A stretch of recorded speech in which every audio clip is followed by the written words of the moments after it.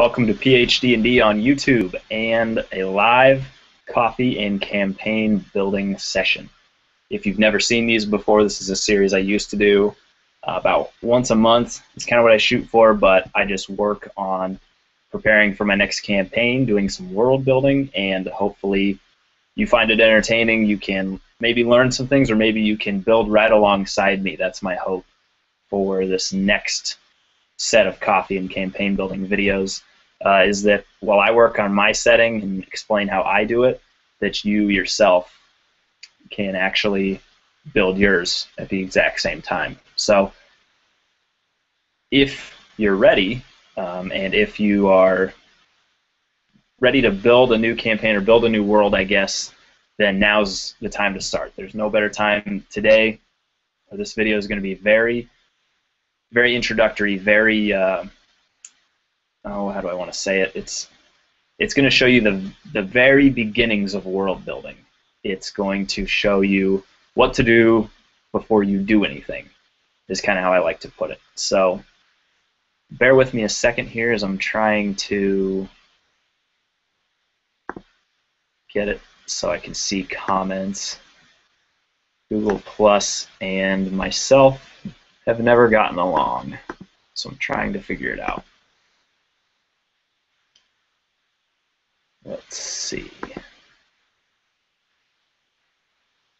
So I want to be able to see what everyone is saying in case you have questions, because I like to do a little Q&A with this, but I'm not sure how to find the link to this actual video. Wait, here we go. Links. Oh, there we go. Try to share this on the PhD&D Facebook page. Let's see how that works.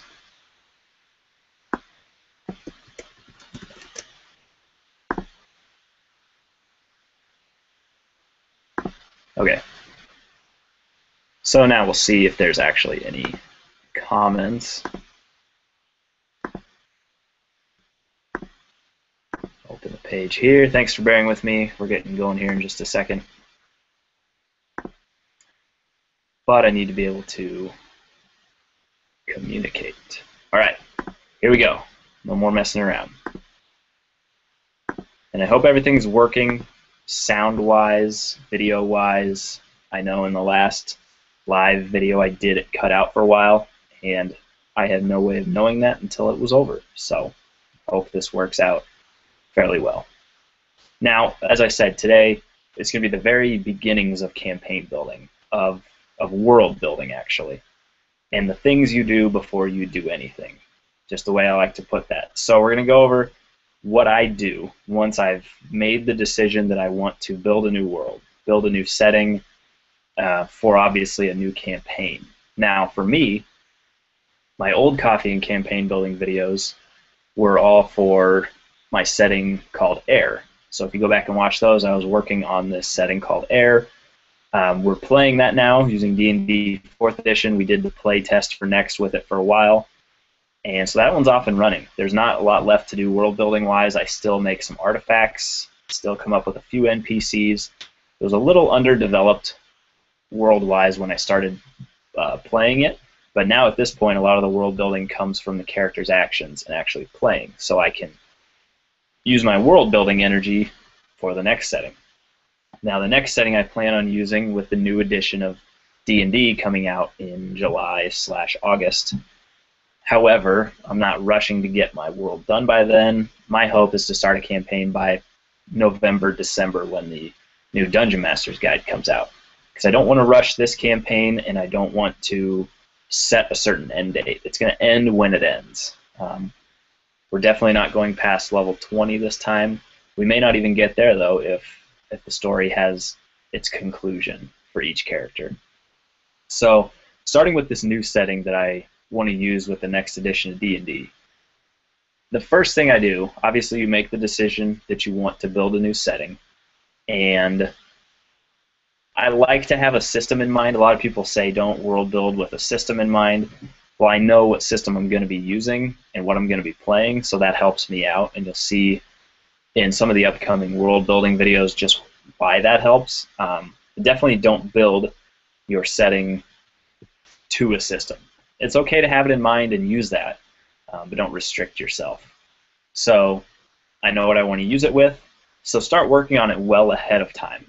Now, like I said, I may not even start a campaign till November, December this year, but that gives me plenty of time to world build. The more you put into the world before the game starts, the easier the game goes, and for me anyways, it's a lot more fun to have that living world.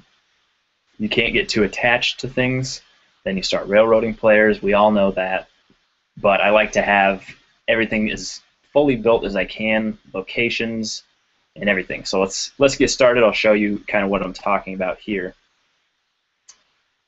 And I've heard people say, like NPC-wise, you know, I think Ander said once, he creates 1,000 NPCs before a game ever starts. Now, you don't have to do that many, but I do want to create a ton of NPCs. That's what's going to bring everything up to life. The two biggest things you can put energy into for your game is the world itself, you know, knowing the details about different locations, and NPCs, having detailed and NPCs full of depth. Those two things, put all your time into that. Don't worry about building cool encounters and all that. Put your energy into what actually matters. So,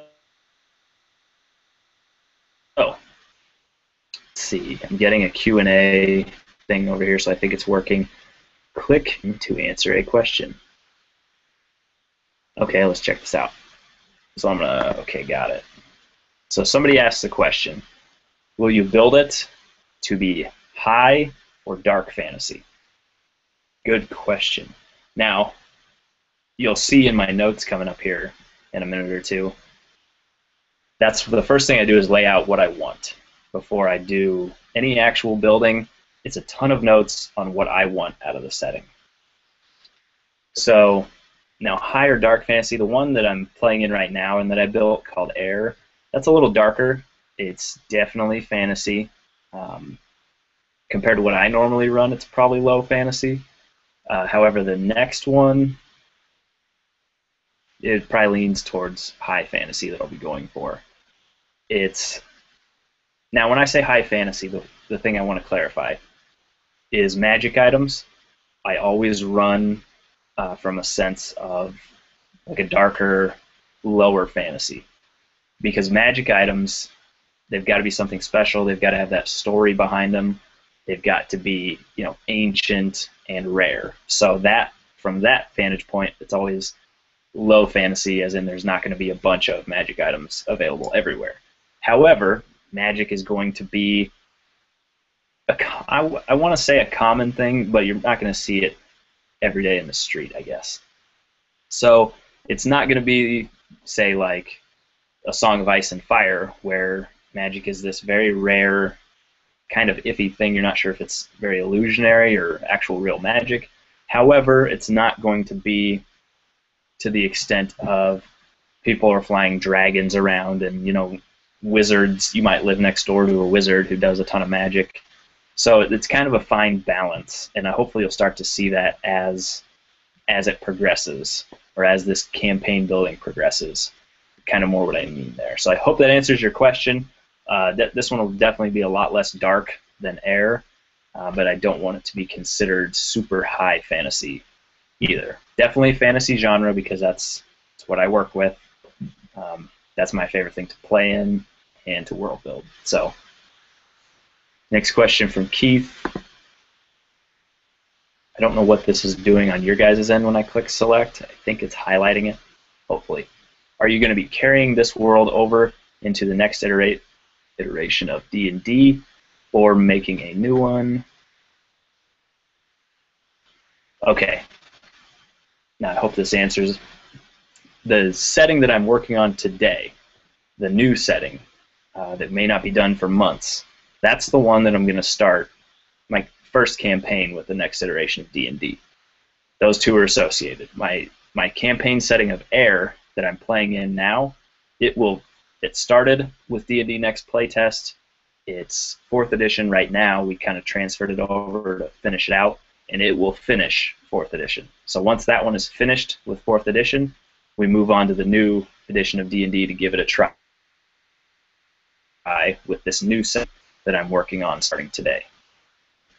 Now, not to say we're not going to play 4th edition anymore, because I still have an epic campaign that we don't get to play very often, and I'm sure we're going to be playing that for a while. And I like 4th edition, so I'll definitely be doing one-shots at the very least quite often. If I don't like the next edition of D&D, we might go back to 4th edition. It's kind of an open thing, but I'm definitely excited. Anybody who's been following me probably knows that. Very excited for what's to come in D&D. Okay, so getting started. Keep asking questions if you want. I hope it's working so you can see them. But what to do before you do anything in world building and campaign building. So again, I encourage you to keep in mind a setting that you want to build right now. Everything I'm saying, relate it back to your setting. Something you want to build, something maybe you definitely don't have to start building it actively right now. This is that pre-phase. So let's stop me jabbering and let's take a look at what I'm talking about. I'm going to screen share a brainstorming thing that I do. So before anything, having some issues over here. Pause 1 second. Give me 2 seconds.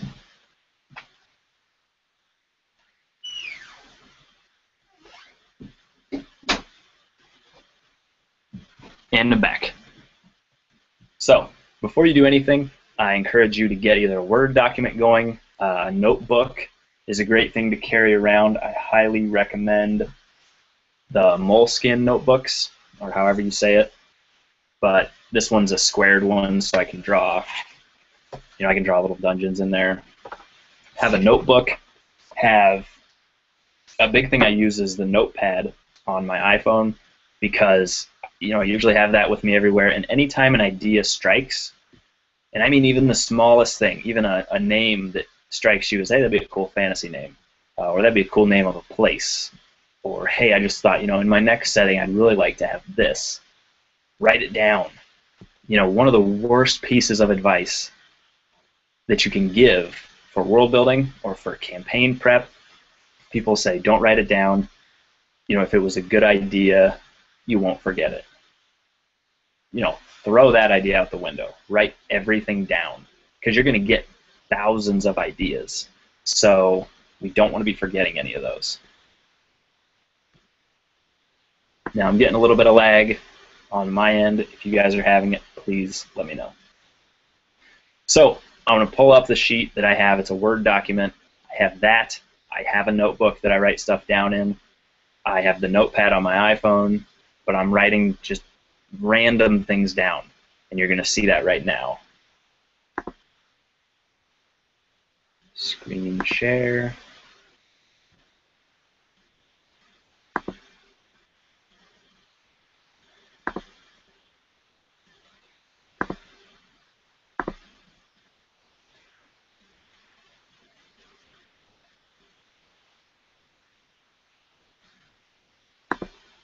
Okay. I hope you can see this, but this is just kind of a look at the document. So brainstorming notes for a new D&D setting. And this is everything. It's going to seem very random. A lot of this I probably won't even use, but it gives me a ton of stuff to work with when I actually start building the world. I can look back at all this stuff and I'm like, oh, hey, I've already got a ton of ammo ready to go for this. So I categorize this one into races, landscape, different categories. On my iPhone notepad, it's not organized at all. So races. And just thinking one day about races, I was like, humans, I always use them a lot. They're very dominant, so they're not going to be a dominant race. They may have been, they've only been free from slavery for about 100 years. Most fled to join the Narathi Empire during its glory years, and the high councils of this new setting abolished slavery in hopes of getting some humans back. Now, right now, I can tell you I don't really want to go with that idea. I do, however, want to keep humans away from being the dominant race. So I write it all down and decide later what I want to use and what I don't. Now, gnomes are going to be these kind of tinkerers with magic and technology. They're, highly gifted with the magic, and they work closely with Dragonborn that are in power. I'm still not sure on the Dragonborn if I actually want them in power yet, but at the time of these notes, I did. So Dragonborn and gnomes being dominant races, it's very interesting to think about. You'll start to see, especially coming up here where I got a lot of these ideas, was a video game that heavily inspired the starting stages of my world building. Tieflings are strong procurers of magic and darker arts, fairly influential, and a dominant race that does not get along well with Dragonborn and gnomes. I kind of like that idea still. Elves choose to build their settlements closely tied to nature. They have settlements in forests, on water, atop mountains. Water elves, forest elves, sun elves, the moon elves, question mark. That's just, again, some more ideas. Do I want some different types? Elves are normally a very boring race for me, so I'm looking at how I can really make them a lot more interesting. And I'll tell you, I'm going to check my notepad here because I think I had another idea on it. I thought elves are extremely boring overall to me. So how do I make them more interesting? And the way I thought was, okay, take an interesting culture that actually exists or existed and, be inspired by that. So what I've actually come up with is I've always been fascinated with Native American culture. It's very, it's ancient, it's very wondrous. They've got very cool things that they do in nature and with nature, and they're very closely tied to nature. So I want my elves to be heavily influenced by Native American cultures, different tribes, just a very rich history and culture. So that's a note that I had on my phone that I just thought of one day. Now, dwarves mine, deep and dark places, yeah, like usual leaders of trade. They run outposts, blah, blah, blah. On my phone, however, I wanted dwarves to be an ancient and much nobler race. So to give you an example from a movie, a lot of people play dwarves or expect dwarves to be like Gimli from Lord of the Rings. Funny, Scottish type accents. I don't want that, though. This ancient and more noble race would play out much more like Thorin Oakenshield from The Hobbit. A deep voice, talks very slow, just a less comedic race than the Gimli type, I guess. So that's what I'm thinking there. So, and as I'm doing these with your setting that you have in mind, start making notes. If anything here inspires you, write it down. Or make a note to come back to the video. Start writing things down. Each time I name a race, if you want to do something similar or you get an idea, jot that down real quick. So the races in the new setting are not going to be they're not going to be separated like they are in Air. They're going to be a lot more integrated. Kingdoms, I used to have a lot of kingdoms separated by race. So here's the Dragonborn kingdom. Here's the Elf kingdom. They're going to be a lot more intermixed in the new setting. Lots of wild tribes. So I was playing the video game Kingdoms of Amalur Reckoning, and I liked that game a lot. I ran into a lot of Etten. So these wild tribes are very dangerous. So I made a note. I want some of that in my new setting. I want to also make a more complete list of names for each race to draw from, both first and last names or clan and tribe names. I want to make a much deeper list than I have right now that actually kind of sound like that race would sound. Now, landscape. Some notes on landscape. Extremely tall trees with villages built on the forest floor, similar to the area of Gorhard, which is a town in Reckoning. And this is the video game where I got a lot of ideas as I was playing, so I wrote them down. Fantastic deserts with giant red rock formations, kind of like the area of Edessa in Reckoning. Abandoned keeps and castles like Reckoning, 2 main landmasses like Reckoning. Again, a lot of these I'm not actually going to use, but at the time, I wanted things similar to that somewhere in the setting. So I made a note, and I'm going to have something similar in the setting. You got to really think in this stage, what it is you want in your setting. Don't just try to create this perfectly organic setting that grows itself. This is your setting. What do you want in it? And put that to paper. I want more defined adventuring sites, more pictures, drawn details for maps. I want to draw pictures of, say, the entrances to these places. Even if I'm not that great of an actual artist, it doesn't matter, because that stuff will get you more excited if you're seeing it as you describe it to players. Organizations, I wanted some type of fey courts, like the Court of Winter, Court of Summer, which you see in Reckoning and you also see in certain adventures in 4th edition. Magic items will be remnants from an advanced but long-lost civilization, which is usually what they are. I recorded some names, Aldesta, Aramenthir. These just came out of nowhere, and that's how I come up with the majority of my names. It sounds cool, sounds like fantasy, I write it down. And then when I need a city name or a place name, I go through that list. I'm like, hey, there's that one. That sounded cool. I'm going to use that. Now, campaign-wise, I thought, do I want them to start with any equipment? How about they start with no armor? Just playing with ideas of starting, say, like a level 0 campaign. But that's just a quick note. And I want a much more detailed world than Air was before beginning. So, let's end the screen share real quick. Okay, we're back. So that was my document on just some random brainstorming notes. That's what I'll go back to. That's what I'll use to world build. Now we got some more questions here. Goblin Bates. Well, I finally figured out how to comment. Way to be intuitive, Google. Yeah, right. Someone said hi, hello.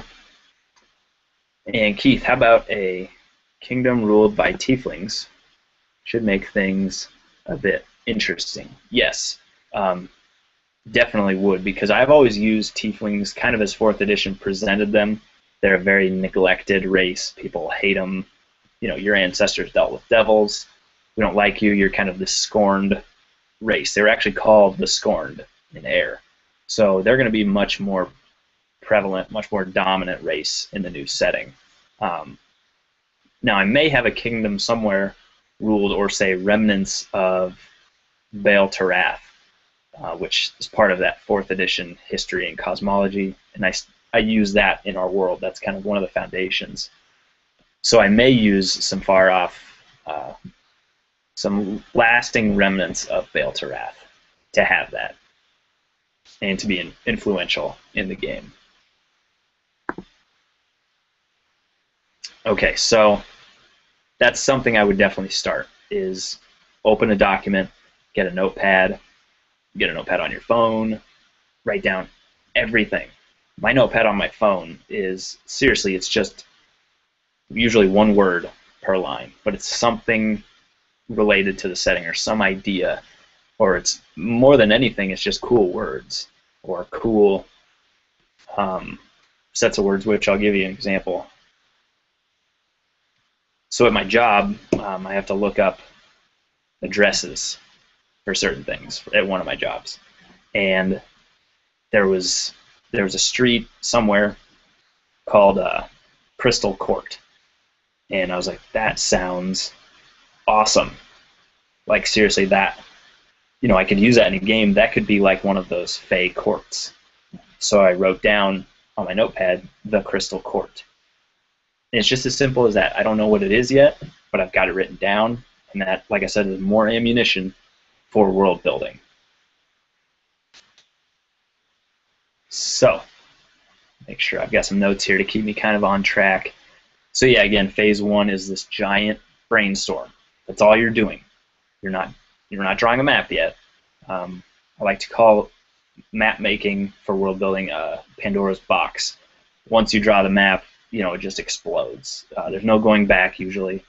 And for me anyways, that's when I really start developing the world. So don't even touch that map yet. Now we're just gathering ideas to really make the setting that we want. So many times I've made settings and looked back and been like, yeah, I made that a little too fast. I wish I would have done something different. However, I don't like to go back and change big things in settings, because to me that's just an opportunity. Instead of going back and adding that now, why don't I just make a whole new setting? Because I like to world build. So, gathering ideas, again, what you want. This is about what you want, what I want. If you're building the setting, write those down. And this can be, see if I have a good example of just a sense of what I want. Let's see. Not so much in these notes yet, but ask yourself that. What do I want? So map-wise, I don't have a note on this yet. I need to make one. For the map, before you draw that map, how do you want it to look? Don't just draw a random coastline and then expect yourself to be satisfied. You may be for a while, but then you may say, well, I really wish it would have had 2 continents or more rivers or more bays. Write that down. Ask yourself now, map-wise, what do I want? Do I want a lot of islands? Do I want 2 mainland masses? 1, 3, 4, 5, a ton? Is going to be kind of a seafaring campaign. Ask yourself, what do you really want out of that? Make all those notes on your map before ever drawing the map.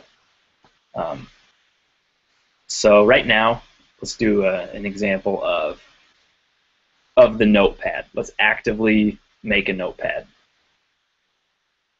So think of the next setting that you want to build.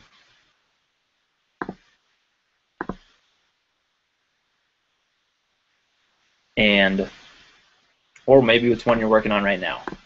Maybe you've already started working, and that's perfectly fine.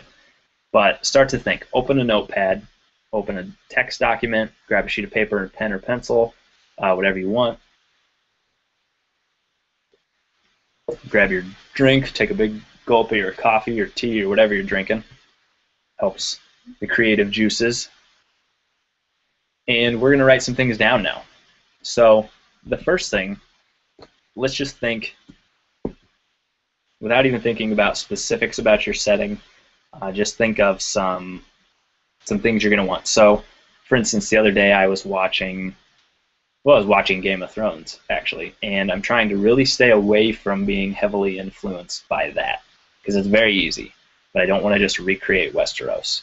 So one thing I did want to take was, I was like, okay, there's this Kingsguard, right? The white cloaks or whatever. I want a Kingsguard more associated with like diamonds. So I'm going to make a note here. The Diamond Kingsguard. That's going to be something. Don't have to know what yet. We're in the very beginning stages, but it's going to be something. Now, to add a little spice to that, they are, rock solid and pure, like the diamonds of the Andor mines. Maybe that's a phrase used to describe them.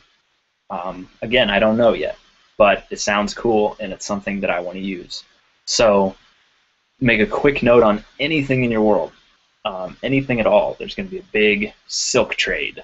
Okay, there's going to be, anything. There's so many ideas, I can't even give you examples right now, but I'm going to keep going down the line here just so you can see, how I'm doing it, things that I'm doing. So now a cool name that I thought be a cool fantasy name is Eric, or kind of like Aaron with 2 A's spelled that way. And again, just a cool fantasy name that I'll probably use for an important NPC somewhere down the line. So this, again, was a street name that I saw, or Street Fighter related, however you want to look at it. But I want to use it for something. I don't know what yet. Maybe it's a word to describe a certain kind of material. Maybe it's the name of a region or a city. I don't know, but again, it's a name that I want. This one I said a little bit ago, the Crystal Court. Definitely going to use that as an important organization. Then sometimes I just see regular words that they've got some source of inspiration for the new setting. I don't know what yet. Maybe I'm going to use them in a name. Maybe I actually want something like that. So I'll give you the examples of, the word tower. Well, some type of magical tower, or that's going to be the name of something. I don't know. I just wanted to use it. And canyon. Maybe there's an actual canyon that I will develop, or maybe, again, that's part of the name of something. So seeing some other names, Firestone was a cool one that I saw the other day. Starview. I'm pretty sure this one was a city. I read in some article. Take a K. Just a cool fantasy sounding name. Instead of naming cities very simple things like Firestone City, which is fine, but Take a K sounds more like a dialect of the people there, rather than the traditional fantasy trope of just smashing two words together. So that's just an example of how I do this. So Thraxis Thrain, that is the name of an NPC, or it's going to be. It's not right now, but it sounds cool. Argondis, and hopefully you're writing down a couple names too. Again, feel free to steal any of these for your setting. I have no distorted hopes of publishing this setting. You know, steal freely. I want to throw this out to you. Use it for anything. Maybe something that I use as a city name, you'll use for some NPC in your game, or vice versa.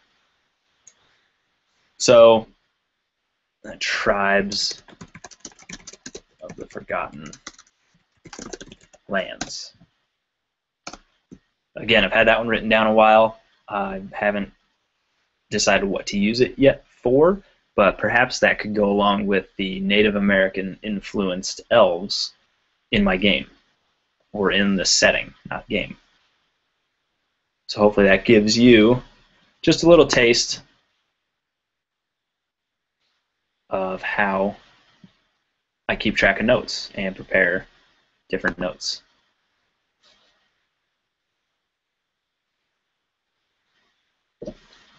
But seriously, that's all I do in this phase of the world building, in this phase of the campaign building. I don't go beyond that at all. I'm not making a map. I'm not making an Obsidian portal page, which I'll talk more about in a different hangout, because eventually I do use those for world building, but not at this stage. So some big questions to ask yourself, and that you can write down on your brainstorming sheet, is the first one we kind of already talked about, but what do you want for land masses? Not enough people ask this before actually going and drawing the maps. So for me, I want at least 2 major land masses, not just the one. Another thing that I could write down would be, I don't want it to be this huge, sprawling continent that takes forever to get across.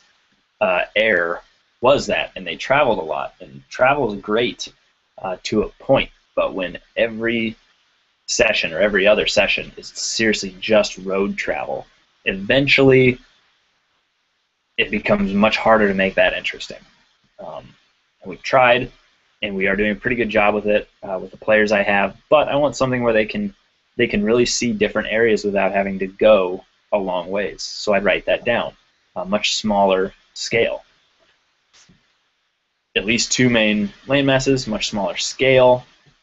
Maybe I want more mountains than I've used, or maybe I want it to be influenced by, say, Skyrim. A lot of people play that game, so I would just write that down, like Skyrim. But those simple notes are something that we're going to draw on, or draw off of, down the line.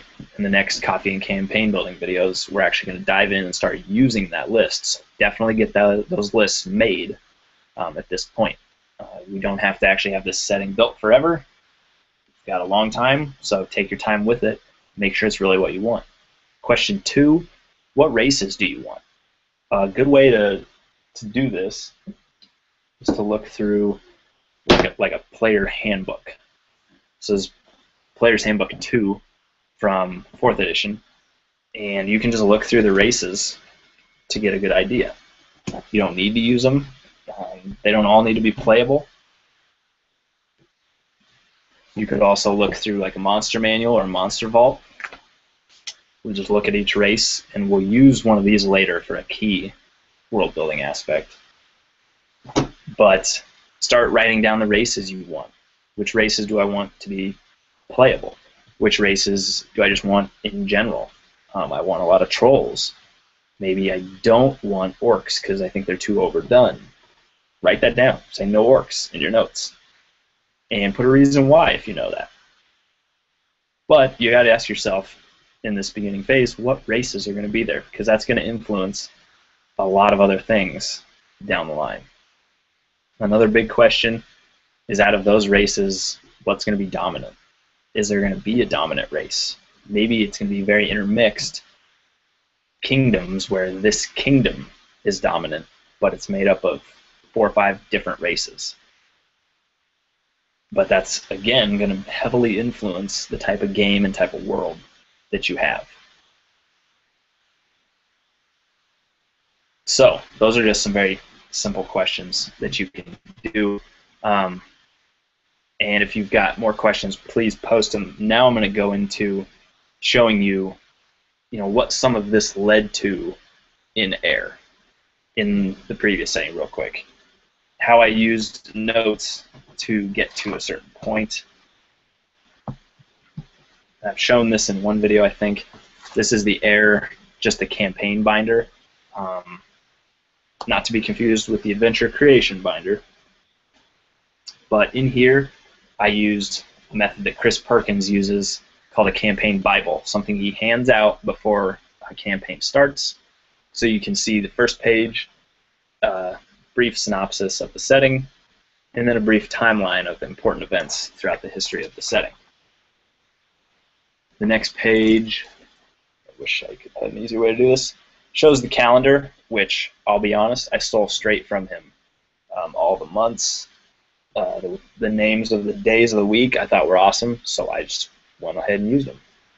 The people of air, these are the different races, what they're called, a brief synopsis, but these are things I'm going to make for the next setting as well in a coffee and campaign building video. On the other page, we've got important figures. So these are the most important NPCs in the entire setting. And these are going to be very important people, like the first one's the Emperor, the Imperial Heirs, High Kings. On here there's the Princes, the Archpriests, the Council of Mages, the most famous Knight is listed in there. There's a page for religions in air, which that's a topic for another video, but that didn't quite go how I wanted it to. But all of this is going to lead eventually to that campaign Bible after the setting is more developed.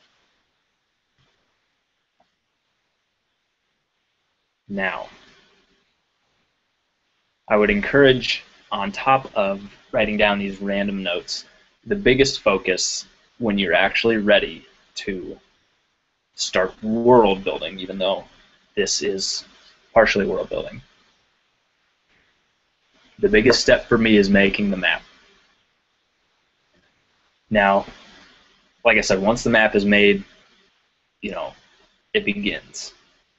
I start detailing different areas. That's when the actual world building commences, and there's no turning back for me anyways. So that's a big point in world building and campaign prep. So spend a lot of your time when you're saying, I'm ready to move on, ready to build a map, ready to go. I highly encourage you to spend a lot of time writing down what you want out of that map. So when you're drawing it, you can go for it. Instead of just drawing that random coastline, like I said, you can look at your notes and say, okay, I want 2 main land masses, and then draw them out. The actual coastline, yes, it can be a very random thing. There's a lot of good videos out there on how to do that. But you're going to have what you want more than anything, which is 2 main land masses.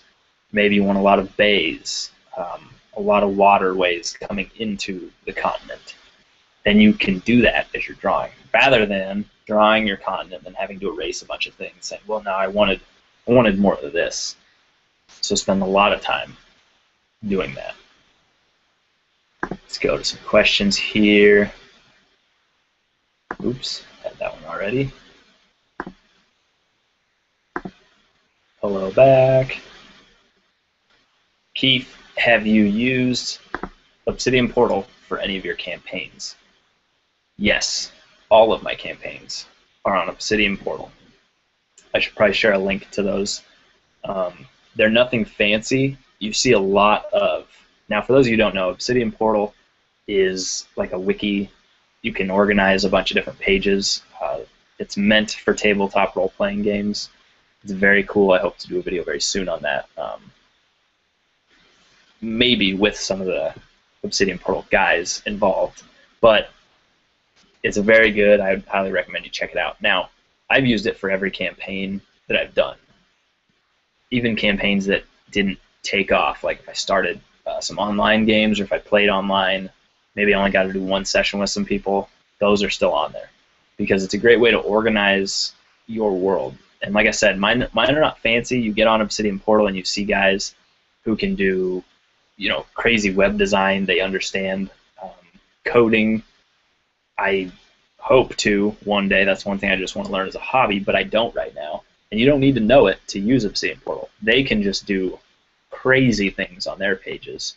Whereas for mine, I can put pictures up, I can have a title, and I can have content on the page. And you can do that for dozens and dozens, even hundreds of pages. So I do use it for all of them, and I should share that and share with everyone else because I want to see how everyone else uses it.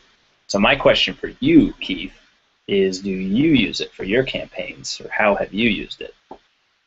It'd be great to see either a video or even just comment back on if you use them or how you use them. But yes, Obsidian Portal it's one of those things that comes right after the map.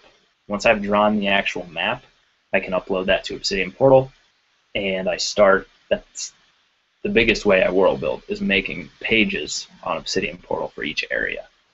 I do like to have notebooks. Like I said, just some of the tools I use are these different Moleskine notebooks. They're a little pricier. This one was free, but I do organize different areas. Like here's some notes on one page. Let me show you for air. So the dread mount, I don't know if you can really see that. It's a giant, basically a step pyramid in air with each step, you know. And on each step is a row of full-size pyramids. So it's this weird, it's this huge pyramid made of pyramids, essentially. But I've organized that in notebooks. Or here, starting page for Hammerdawn, which is a dwarven city. And this is the actual letters for Hammerdawn in Dwarven as presented in the 4th edition Player's Handbook. But again, I can draw pictures of cities. However, I do a lot of these notes by hand, and then they end up on Obsidian Portal. I do the by hand stuff for the pictures more than anything. So I have something to look at.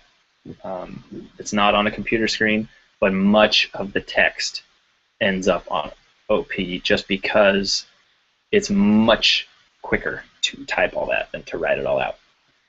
And I can't lose it. I mean, essentially, you can lose anything on the internet, but it's backed up, and you can back it up on your own system. So I can't physically just lose a copy as easily as I can a notebook. All right, Keith says I've used it as well. I'll send you a link to one of my campaigns I did a while back. Very nice. Yeah, and I will post to PhD&D on Facebook. It's just the easiest way for me to communicate. I'll go ahead and post links to my previous campaigns so you can take a look. I have the Quest for Starfire, which is my big epic tier 4th edition campaign on there. That one is a very collaborative world building process. So a lot of pages on there were made by players that got involved. They created ancient magic items or places. I let them fully design a place. That was one of the coolest experiences ever, getting everyone that involved. And that was back when I would use magic items to an extent, but more so experience and other rewards to get people to actually jump in and world build. Now, I've got my setting of air on there, which I'll share as well. That one is more me. Some of the others have created a couple of pages, but not quite as many. And that way you can hop on there and see them. But yes, Obsidian Portal is a big part of my world building, and it's what I use essentially to world build outside of the small tools, be it some notebooks, and like I said, the notepad on a phone. That's the best thing you can do. This is the best thing I started doing for this process, was having that notepad on my phone ready, because I'll be at work, I'll see something that inspires me, or if I'm watching a TV show or reading a book, and sometimes it doesn't even hit me while I'm doing the activity, but I'll be reading a book or watching that show, and 2 days later at work, it'll just hit me like, that'd be a really cool concept. That's something I want in my world. Take out the phone, punch it in, it's saved. You don't have to worry about it. It's on there. You can look at it again when you world build. But you'll look at that and you'll be like, oh man, yeah, I had all these great ideas that I probably would have forgotten most of had I not written them down. So sweet, I've got all this ammunition ready to world build. So that is essentially my process for brainstorming and doing things before you actually do anything with world building and campaign prep. Now, that's pretty much all I've got today. Unless there's any other questions here, I'll wrap it up in about 2 minutes, give you a chance to post any you have. But some things to kind of expect coming up on these topics on the channel. I do want to do some quick world building videos, which will be kind of what we just talked about, but more so in a 3-minute, hey, make a notepad, put these things on your notepad, do this. That's my first tip for the very first thing in world building. Just something quick for somebody to check out. Whereas these coffee and campaign building videos, we're going to work more in depth with it, actually see the examples more, and hopefully jump in and you can do some world building along the side as I do mine for my world. Now, my world doesn't have a name yet, and that's fine. Nothing's inspired me to the point where I think it needs to be the name of the setting, and that's how Air was. Air, that was one of the last things I figured out in this pre-phase, was what I wanted to call it. So that's not a problem at all. Just write down your list of tons of names that inspire you, and when that time comes, you can go back and look through them and pick one. Or you can wait. You don't even need it right away. You technically don't need the name of the world or setting even when you're playing. You could spin that a different way and not even have to have that. So that just seems like it has the most pressure on it name-wise, more so than locations or NPCs. So yeah, but you can expect those world building videos, very short, like I said. Lessons in D&D, which is a series. I put the first one up last night. It's a little late. But those are going to have some lessons from the games that I played in, just things that I realized could help others.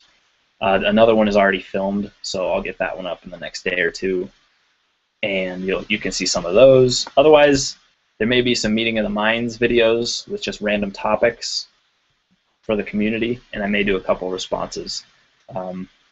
But my biggest thing is going to be hopefully these coffee and campaign building videos and some real good world building with the community. So again, I want to thank everyone for joining me for this coffee and campaign building. Next time we will take the next step in world building, so it won't be this pre-stuff. Go ahead and go back, watch the video again if you need, but I highly encourage you to actually do this pre-phase for quite a while. I've been doing it for about 3 to 4 months of just collecting small bits, recording them, and that's what I'm going to use to jumpstart the next phase of world building. So again, thank you for joining in. I look forward to your comments, your questions, and our interactions in the future, and I will see you all in the next video. Have a great weekend.